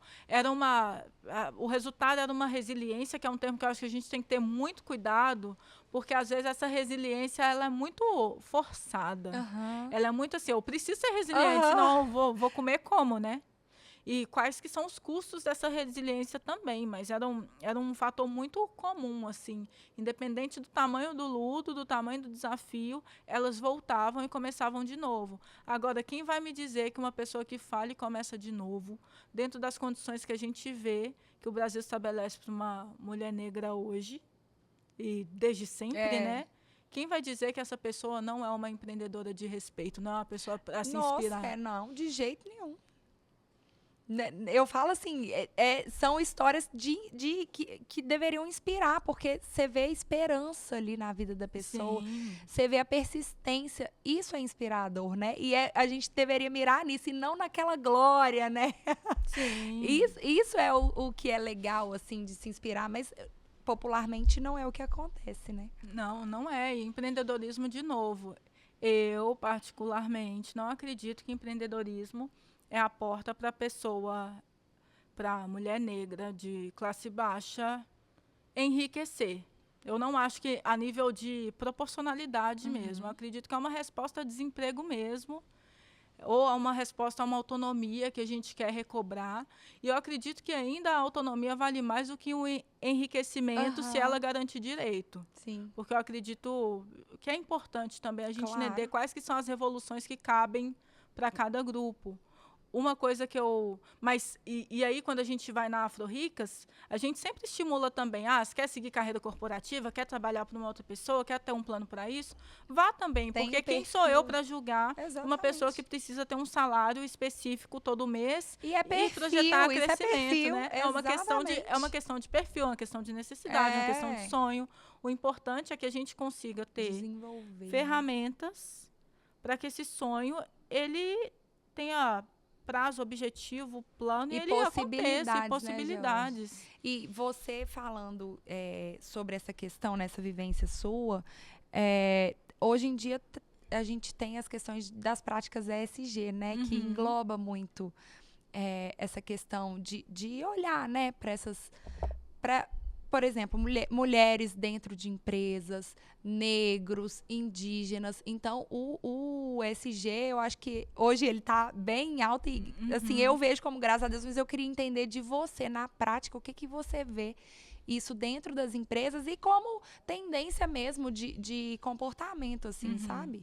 Eu acho que a pauta varia muito, assim. O que eu vejo é que está muito em alta a parte de sustentabilidade. Eu acredito que a parte, né, o environmental, que é de meio ambiente, tá mais em alta hoje em dia a nível de projeto que sai para financiamento, até mesmo cota, né, patrocínios e como que as coisas estão rodando por uma questão de pressão. É um desenvolvimento local e tal, que é uma pressão muito válida. Gente, sem meio ambiente não adianta você fazer nada, né? Hoje não vive. Eu acredito que é uma questão muito importante, que é o que está em alta em ESG. A questão racial, que é onde eu trabalho muito, né? Racial e equidade econômica. Ela tem muita flutuação. Ela anda de mão dada com o letramento racial / o quanto que isso está sendo um mecanismo financeiro para tomador de decisão. Se investir em equidade racial for aumentar lucro, ótimo. Se não for... Vamos deixar por aqui. Vamos deixar um hold, vamos deixar ali e a gente conversa depois. Então, eu acho que sempre vai ser uma questão de interesses, né? Sempre vai ser uma resposta a interesses. E o ESG, para mim, nada mais é que um mecanismo que... quando mexe na roda financeira, né, virou um mecanismo, um selo, um financeiro, e por isso ele está em voga. Mas a pauta racial, ela oscila muito. Igual eu te falei, quando houve a projeção da campanha do Black Lives Matter, que teve o assassinato brutal do George Floyd, etc., as empresas quiseram posicionar. Agora, quantos caras pretos no Brasil não morreram enquanto a gente está aqui conversando, e isso não vira um posicionamento dentro de uma empresa que está lucrando em solo brasileiro. Eu assim, eu não tô dentro, né, dessas empresas, corporações, enfim, mas é um assunto que eu vejo que tem crescido, assim. Mas é aquela coisa de formiguinha, né? De formiguinha, e você tem que ter paciência. Você tem que ter muita motivação. Talvez por isso também que a gente tem esse mecanismo de... A gente é muito versátil em relação ao produto. A gente começa a construir, desenvolve o produto, vende, testa, etc. Puxa um cliente. A gente também é muito criteriosa com quem que a gente trabalha, porque temos uma responsabilidade com a nossa comunidade. Temos uma responsabilidade. Porque, querendo ou não, vocês são pode vender. A gente não pode vender a nossa comunidade a qualquer preço, assim, sabe? Não é o objetivo. Se for para lucrar dessa forma, eu vou trabalhar para outra pessoa. Mas é mesmo, porque foge do...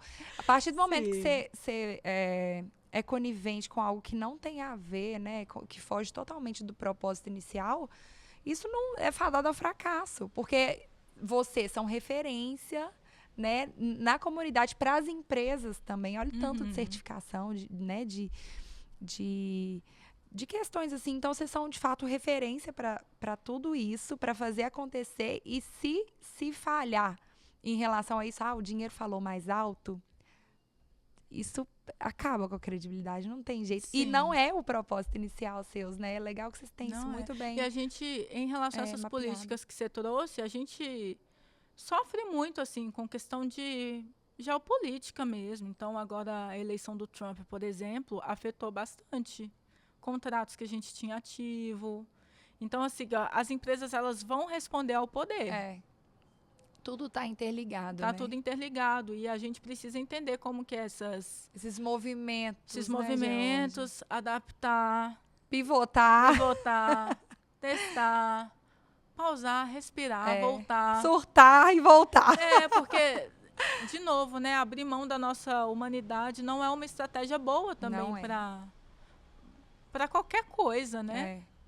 Mas... E eu acredito que é, no mínimo, coerente a gente ser humano e a gente ter momentos assim de repensar, pensando no tipo de coisa que a gente tenta recobrar para a nossa comunidade. É meio que voltar para o eixo, né? Não, tá fugindo aqui, vamos voltar, centraliza, o propósito é esse. Sim, eu sou apaixonada pelo que eu jamais escolheria fazer outra coisa na minha vida agora. Não vai querer ir para Valorec, não?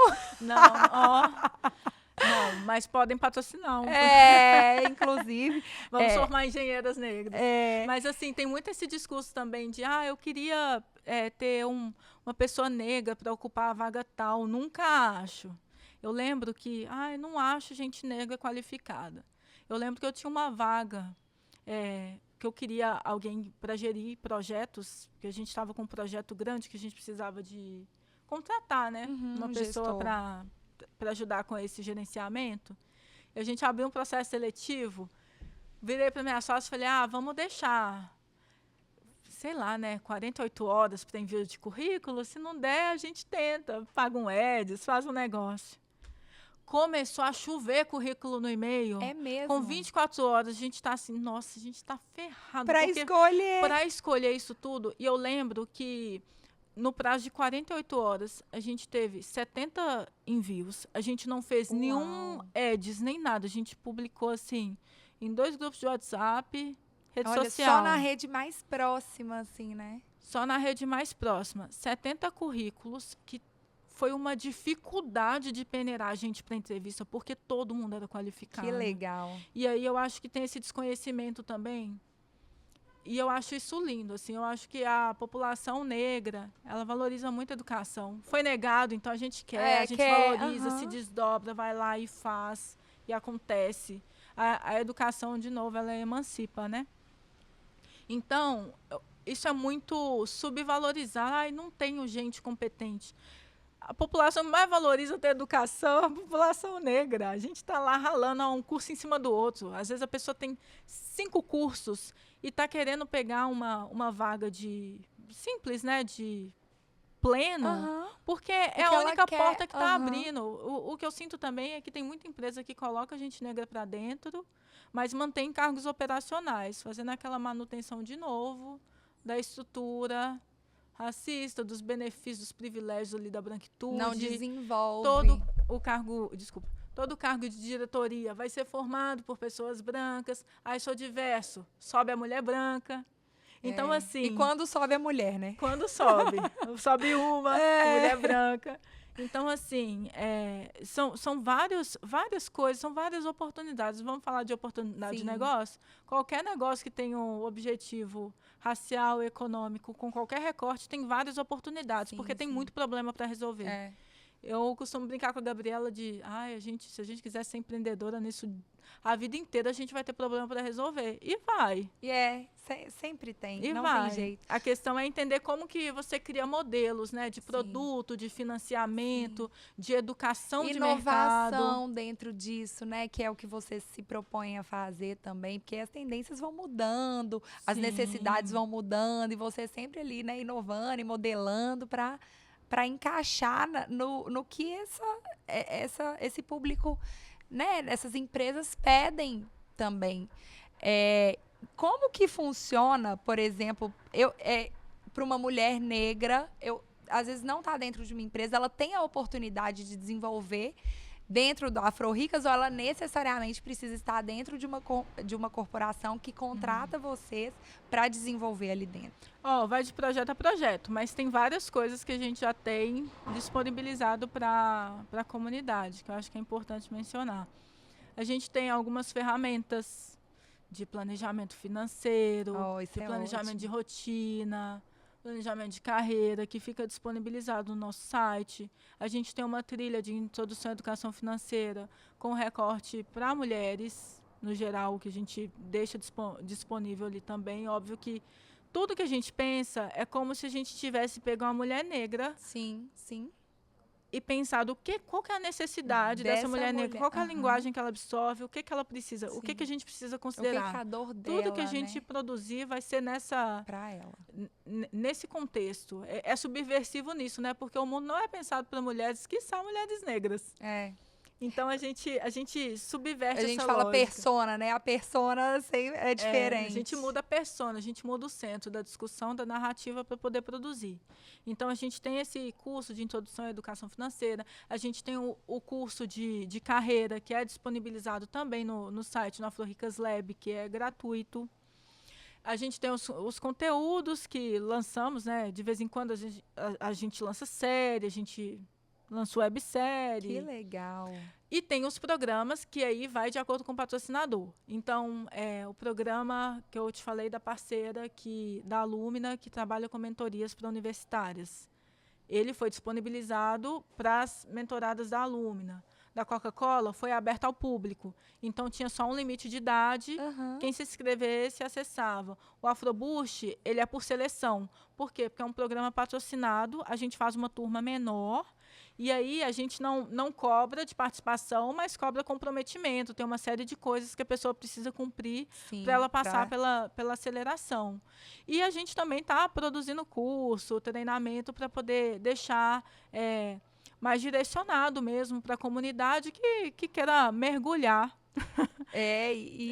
Para além dos programas patrocinados, sabe? E com certeza tem muita gente interessada, assim, em fazer acontecer. Eu falo que essa coisa da tecnologia, do online, é relativamente novo, né? Sim. Para essa geração que vem agora, é um mundo. Mas entender essas possibilidades de desenvolvimento é transformador mesmo, né, George?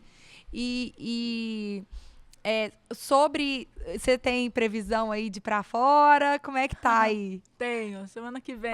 Gente, tá vendo? Tô de mudança, minha despedida.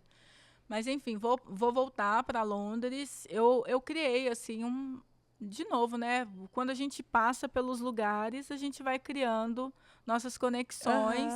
E eu tô voltando para explorar outro momento da minha vida, lá que não a universidade. Apesar da universidade ficar assim coladinha comigo, sou amiga de professor. Olha sou desse nível. Daqui a pouco ela tá lá, hein, professora. Daqui a pouco eu tô lá. Quem sabe, né, um doutorado. Pois é. Começar a explorar mais essa questão. Eu lembro que minha mãe, ela ficava assim, eu não me meto em profissão. Vocês escolhem ser qualquer coisa, menos professora, porque professora é muito desvalorizada. Olha aí, você veio e falou, mãe, calma. Estou empreendendo com educação. Mas eu acho que é isso, né? Entender todas as vertentes que... Minha mãe está lá com as ressalvas dela da desvalorização do professor. Meu padrasto está lá com as ressalvas dele de como que é a vida de comércio, etc. E eu estou empreendendo com educação. Não tem como a gente fugir muito do que a gente do que a gente conhece. Sim, sim. De onde a gente vem. Isso tudo acompanha a gente na vida, né? Eu sinto, os trancos e barrancos estou empreendendo, mas sou eu, né? Não tem ninguém melhor do que eu para fazer o que eu me isso. proponho. E eu acredito que isso tem trabalhado muito a minha relação com a própria cidade. Porque quando eu precisei dar uma pausa ali para investir nos meus sonhos, vim para cá. Quando eu apliquei para minha bolsa, era acordando em Sabará, comendo lá meu pãozinho, café, quarto. Aplica. Então, muitas das coisas que eu escrevo, que eu desenvolvo, eu faço, né, até então, na minha casa aqui. Sim, e atinge tanta... A internet é ilimitada, né? Mas atinge lugares inimagináveis, né? E o paraíso da internet é isso, né? O mais bonito é poder levar informação, poder levar essa mudança de vida mesmo, né? Eu até vou aproveitar e vou falar aqui do Minha Obra de hoje. Quem vai participar e contar um pouquinho da história é a Ana Cris. A Ana, ela é proprietária da Duaf Ateliê. Ela faz umas tranças lá maravilhosas, acompanha. Ela conhece a Ana tem muito tempo. E escuta aí que ela vai apresentar para vocês. É um espaço de acolhimento, de compartilhamento de ideias e principalmente de uma boa conversa e de reconhecimento ancestral. A liberdade de ser o que você quiser, você encontra aqui no Ateliê Duaf. Bom, gente, vocês viram aí o negócio da Ana, a empresa dela.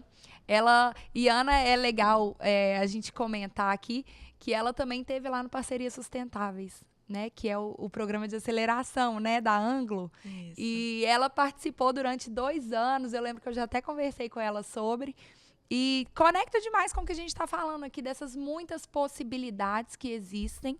E muitas vezes né, a gente não tem tanto acesso a esse tipo de informação, a esse caminho. E além dessa questão, dessas oportunidades de aceleração, a Geórgia, ela tem também, a gente estava conversando antes, o Afro-Ricas Lab, né? Que leva um pouquinho dessa coisa da... Conta um pouquinho aí que você vai falar melhor do que eu. Isso, a gente quis criar com a Afro-Ricas uma plataforma em que tivessem materiais gratuitos. E materiais de qualidade, né? Que conseguisse trabalhar as subjetividades e as questões econômicas que são características da população negra.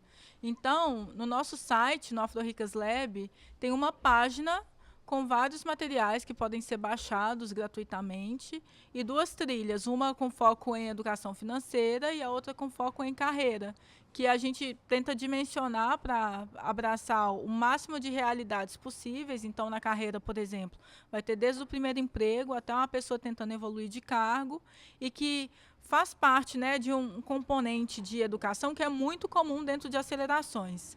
Eu acho que a questão da aceleração, ela extrapola bastante as instituições formais de educação, mas que é muito importante porque às vezes a pessoa tem um projeto, a pessoa tem uma ideia e ela não entendeu que é um negócio.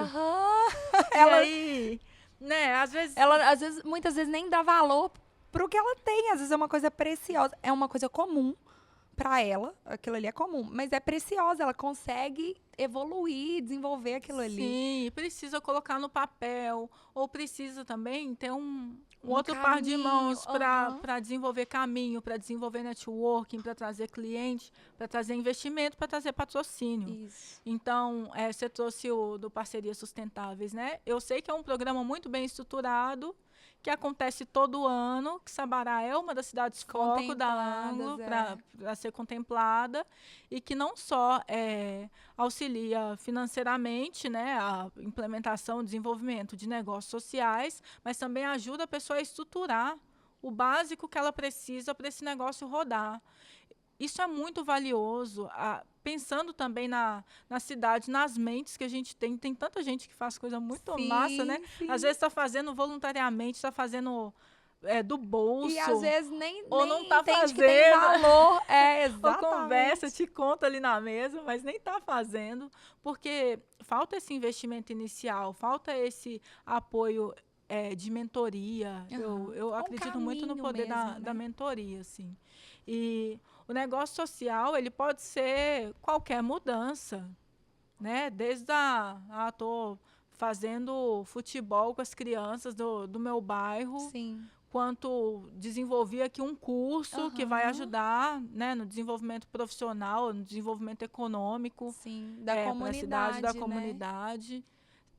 E enxergar também a cidade enquanto comunidade. Olha o tamanho de Sabará, gente. Sim. A gente está em comunidade. Exatamente. Sabará, você só é uma comunidade.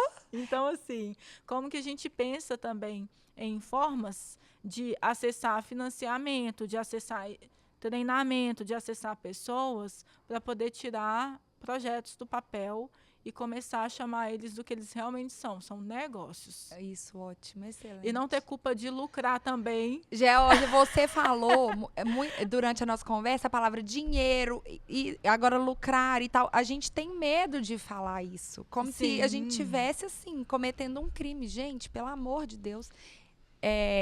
Esse caminho a gente tá falando de um caminho correto, né? Sim, Ninguém tá falando de nada. lícito, Exato. é legal, é E lícito. E assim, desenvolver para isso, para o lucro da empresa, isso transforma, é o que a gente falou, isso transforma estruturas familiares, estruturas locais, né? Isso promove o desenvolvimento, isso é importante.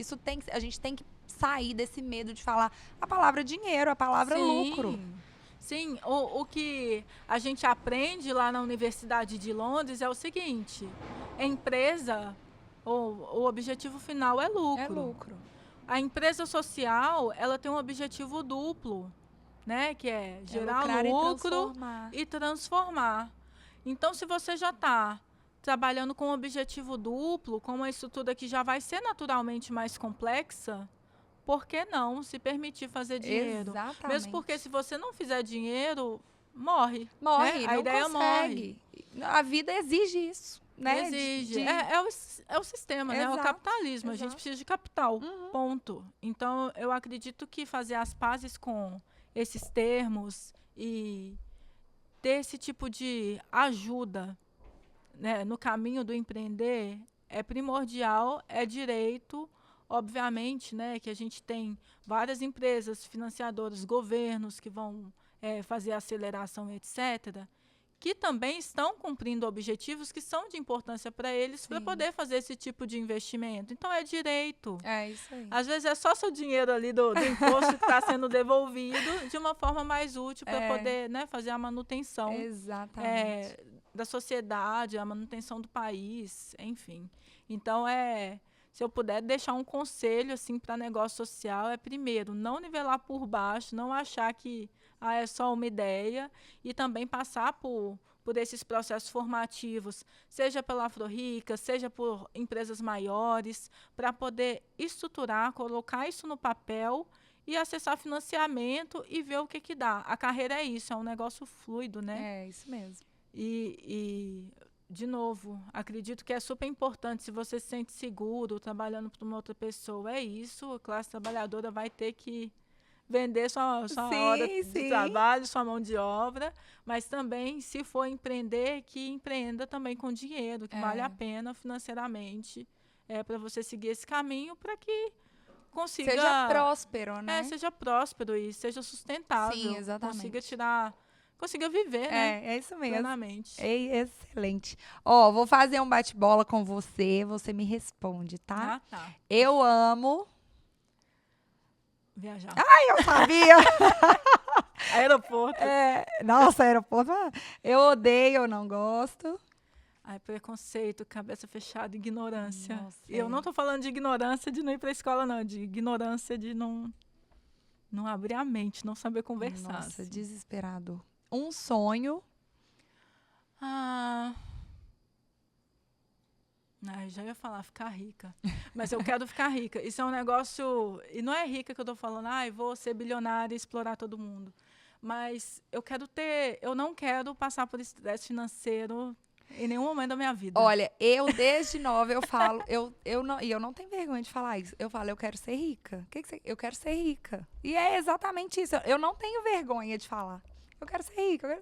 Gente, através do meu trabalho, eu posso? Dá licença. Então, assim, é isso que a gente falou, né? Parar de colocar peso onde não tem. Você está seguindo um caminho, né? Lícito, correto. Que isso? Dá licença. Eu pensei um pouquinho, será que eu falo isso? Porque ainda bem que você falou. São vários, né? Mas no bate-bola foi o primeiro que veio e desencadeou o resto. Eu falar isso também, viu? Empreender.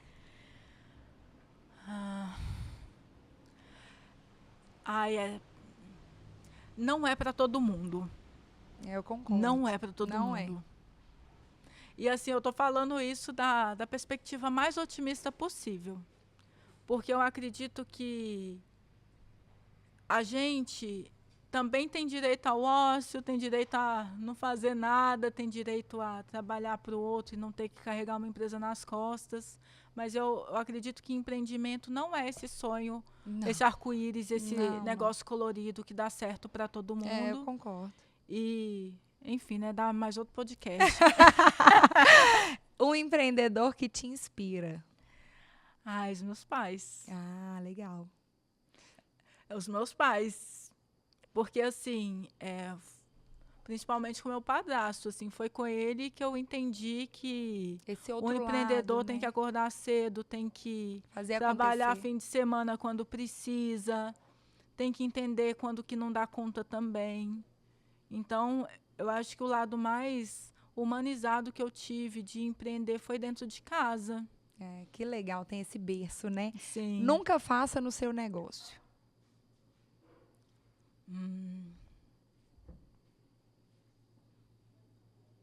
Eu acho que não continue a qualquer custo. Ó, excelente. Saber quando mudar, saber quando Até onde fechar, saber vale. quando começar. E ter humildade, porque às vezes falta isso na gente. Sim. Humildade de reconhecer de que não é aquele o caminho, né? Eu sempre pergunto, aliás, tem uma antes. Uma empresa ou marca que você consome indica? Nossa! Ai, gente. Vai dar briga? Eu tô aqui tentando pensar que eu não sou uma pessoa muito consumista de material, assim. Eu sou muito consumista de... Pode ser alguém daqui, da cidade, servir qualquer coisa. Ai, gente. Olha... Eu gosto muito da Casa Amarela. Ai, Minhas ó. amigas.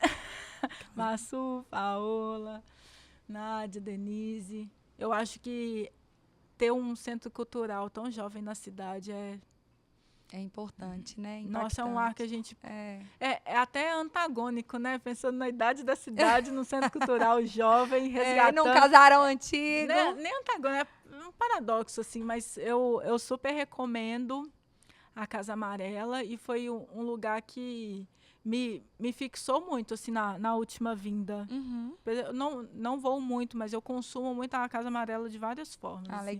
legal.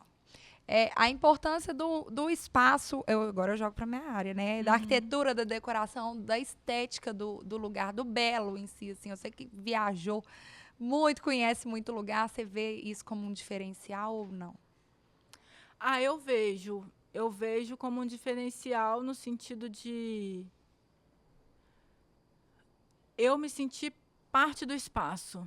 A questão da funcionalidade e da acessibilidade, no sentido de... Tem muitas coisas sofisticadas, belas, que não são excludentes. Fazem sentido. E tem Entendi. que não são excludentes. E tem outras que são muito simples e que já... Parece que não foi feito para todo mundo e que eu falo, poxa. Não é sobre o valor financeiro ou sobre... Não, eu sinto que a arquitetura é um negócio... Eu sou muito... Trabalhei em museu, né? Então eu fico batendo de museu em museu, não sei o quê. E eu tô pensando, você tá falando comigo, eu tô lembrando de uma foto que eu tirei, que eu tava lá no Louvre, e olhando assim para trás, e aquele tanto de coisas, né?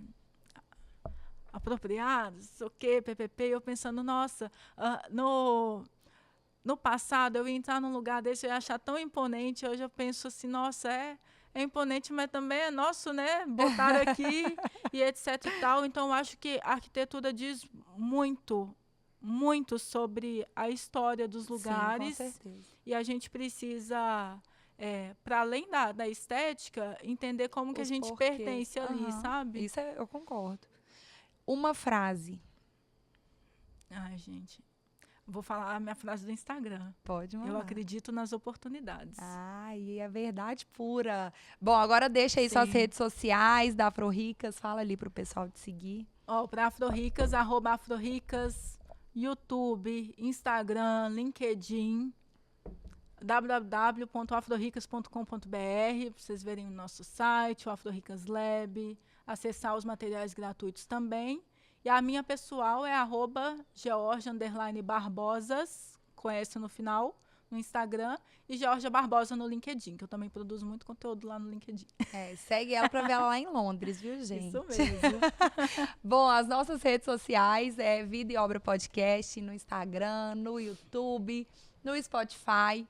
O meu Instagram, pessoal, é Primiller_, me segue lá também, pra gente bater um papo. E a gente tá com o Apoia-se, que é um link para ajudar a sustentar mesmo o nosso projeto. Então, se você quer assinar isso com a gente, dá vida longa aí ao Vida e Obra, entra no link abaixo, tá tudo descrito, tudo explicado. E vou amar ter você aqui juntinho comigo, com a equipe toda que está aqui atrás. E também quero mandar um muito obrigada para os patrocinadores. Tá tudo aí embaixo, vocês vão vendo quem é. Só gente fera. A gente falou de CNA aqui no bate-papo, mas tem aí todos eles também que acreditam na ideia, acreditam, né, no Vida e Obra, como uma fonte de inspiração, como foi e é, né, gente, essa história da Geórgia, que é assim, de cair o queixo. Ah, obrigada. De informação e é isso aí, seguimos juntos. Muito obrigada por ter vindo. Tá longe. Por ter aceitado participar. Ainda bem que deu certo antes de você ir embora. Pois é, mas foi um compromisso que eu fiz muita questão.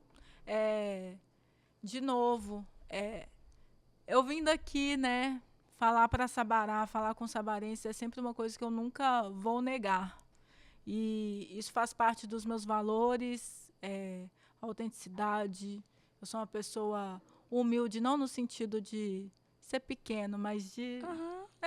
De não esquecer, né, da raiz. Foi criada para tratar todas as pessoas da mesma forma, independente do que elas têm ou do que elas significam, assim, socialmente. Então, obrigada pelo convite. E é isso aí, vida longa pro Vida e Obra. Isso aí, muito obrigada, obrigada. Um beijo pra vocês, até semana que vem. Tchau, tchau. Quero ver se você tem atitude, se vai me encarar.